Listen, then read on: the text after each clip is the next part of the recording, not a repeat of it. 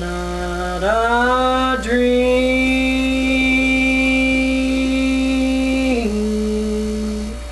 I got a letter, Yes, Lord. from someone who has been gone so long. Yes, Lord. It had a heavenly address. It'd been mailed from that heavenly home. It said, "Dear children, I just wanted to write you, Yes, Lord. to tell you I'm doing just fine. Yes, Lord. Bless his heart. That I live in a beautiful city. Here there's life with no measure of time. Yes, I Lord. just Bless him, thought I would write and tell you, Yes, Lord. how peaceful it is where I am. Not one tear have I seen since I've been here. Not one broken heart. Not one broken heart have I found. Not one call have I got since I've been here, Yes, Lord. telling me that some loved one has died. Yes, Lord. Not one call asking for prayer. In this city, everybody's alright. Yes, they are. Oh yes, today I talked with Jesus. That man has got so much love to give. I found him so easy to He's talk very easy to talk to. Yes, Lord. He seems so willing to forgive. By the way, he's been Listen to this now, trying to call you. Yes, Lord. He said you've been so busy down there below, but he promised he'd still keep on trying. Yes, Lord. He seems so concerned about your soul. Yes, Lord. I've got to go now. It's Yes, such a beautiful country. Oh, Lord. And I've got so much more to see. I've never seen so many little children. Yeah, Lord. Yes, Lord. And you Bless his heart. know what little children mean to me. Oh One more yes, thing. there's one more thing I want to tell you. Listen now. There's plenty room in this city for you. Please listen for the voice of Jesus. Signed with love, I'll be looking for you. I feel like today that if there was one thing, Brother Cullen, that if I could talk with Granny for one more time, Brother Jason, that what she would come down, Brother Curdy, and she'd say, go tell them where I am. Go tell them about this city where I am, and I want to come. What a family reunion that'll be over on the other side, Papa. I want to take this time, and I don't know if I'll be able to preach, but all the flowers and all the beautiful things that they've sent us, and I'm speaking on behalf of the family and for my papa. Yeah. All the kind words and the hugs that they've come around and they've given the family, they've showed us love. But I want to send a special thank you out to Brother Curdy. I really do, Brother Curdy. I mean that from my heart. Yeah. Since we was over at the hospice center for the week, Brother Cullen, I'd go there and I'd stay all day, and I'd leave about 11 or 12 because I'd have to work the next morning. Brother Curdy'd be there. I'd come back early the next morning, Brother Curdy'd be there. Yeah. He'd talk to Papa and he'd give Papa a shoulder to lean on in this hard time, and that's a friend, Brother Curdy. And I appreciate you doing that for my Papa. I really do. It'd mean more to him probably than anything in this, that he seen that you was a friend to him, and that means everything to our family, Brother Curdy. It really does. And so thankful for this family. It means a lot that you can come out, Brother Jason, and see just all these people, how much they really love you and care about your family. But Mommy, where she's at, oh, what a place Brother Johnny she's at now. As Brother Curdy told you, when that tear rolled down her face, boys, what a tear of joy what she was seeing. Brother Jason, I want you to know that when she took her flight out of here, Brother Josh, amen, when she went on to be with the Lord, Brother Cullen, there was the children standing around her bedside, and Papa went over and he took her hand, and listen, there was 5 there in natural eyes, but I feel like she seen another man beside her bedside there that day when she was closing her eyes for the final time.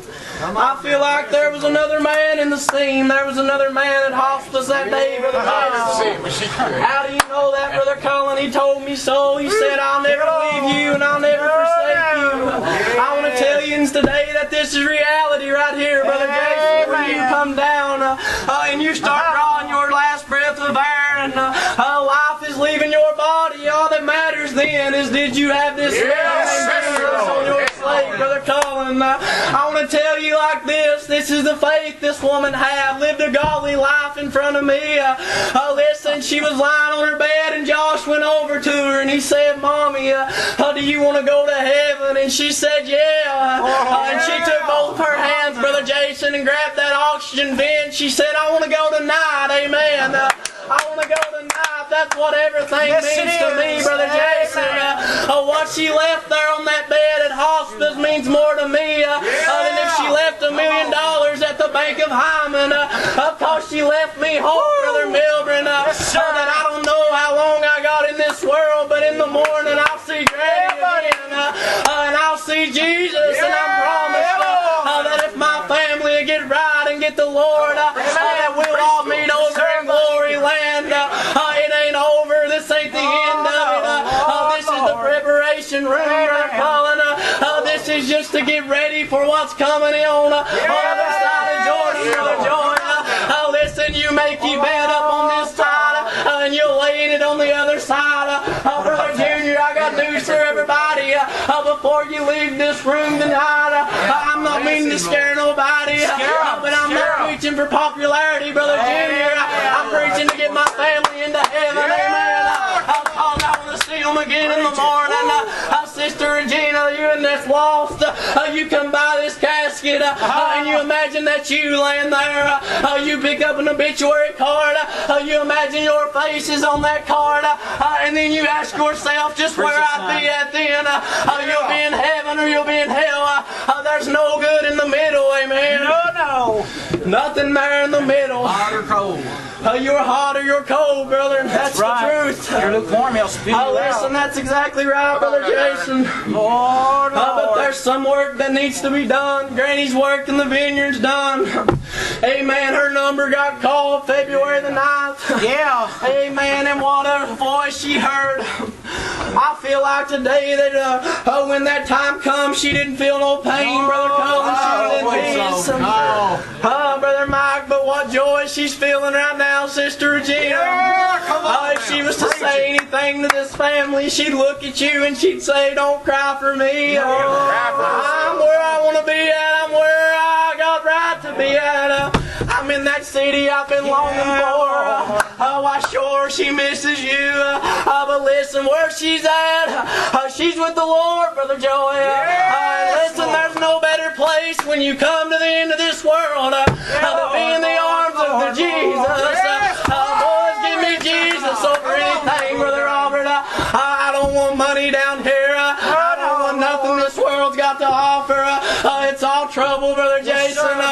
Boys, if I'm on my deathbed and I'm drawing my last breath of air, you sang a pretty song of Zion for me. I'm taking my way home. I'm making my trip, and I'm promised that. Why you promised that? Because why he told me like this.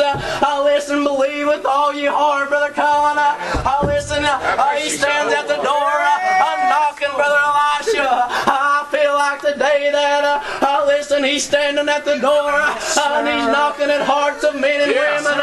Brother Cullen, and it's time that the church gets on fire and holds the bloodstained banner up and shows these sinner men and women that there's hope, Brother Junior. There's still hope for these people out here. And it's just not a hope of this world, Brother Cullen, but it's a lively hope. It's one that's living. And that lively hope's name is Jesus Christ. Amen. Amen. Amen. I feel like in the Bible, I feel like Granny was that little woman that had the trouble with her blood, Brother Jason. Yeah. Regina, she went to doctor and doctor, Mommy. Yeah. But there the last 2 months of her life, Brother Joy, we took her to Lexington.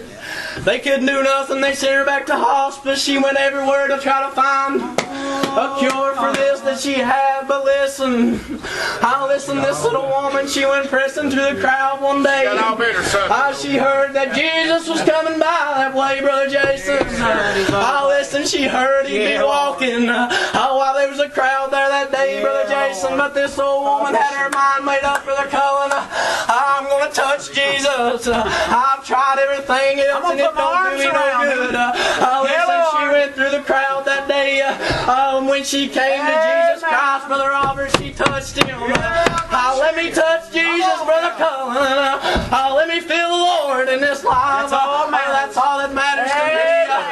And what did Jesus do? He stopped and he said, I feel virtue go out. Amen. Boys, I remember that day. January the 22nd in the back of an old church house. I went in the church house and felt like Brother Milburn, chains that bound me down. I felt like I was lost in sin. I felt like I was on my way to hell.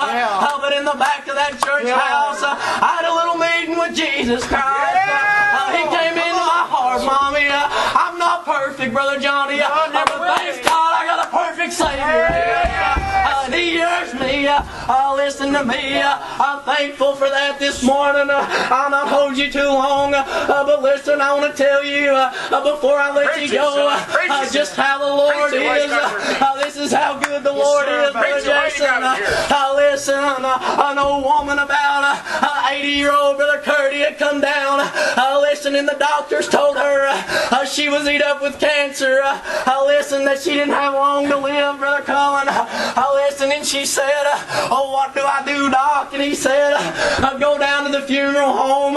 You pick the casket you want out. You tell the funeral director to line everything up for you that you ain't got long. Well, this old woman was a godly woman. She went down to the funeral home, Brother Junior. Listen, and she went down and she told the funeral director, why this is the casket that I want to lay in. Listen, this is the dress that I want you to put on me when I go. Listen, but the preacher, I already talked to him, and I told him the words that I once said. But listen to me. She went over to her pocketbook, Papa, and she picked a little fork up out of it. Thanks be to God, and she went back to that funeral director. She said, but when you close that casket on me, put this fork in my hand. While that funeral director, he didn't know what she was meaning by that. Why he said, ma'am, if I'm going to do this, then would you explain to me why I'm doing it for? She said, well, listen, when I was a little girl, me and my mommy and daddy, we'd go down to the local restaurant, and we'd eat our lunch, and the waiter would come by and get our plate, and she'd tell me, hold on to your fork, because the best is yet to come, Brother Joey. Amen, praise God. So he put the fork in her hand. Brother, I feel like on this side of Jordan, there's nothing but heartache and trouble in this land.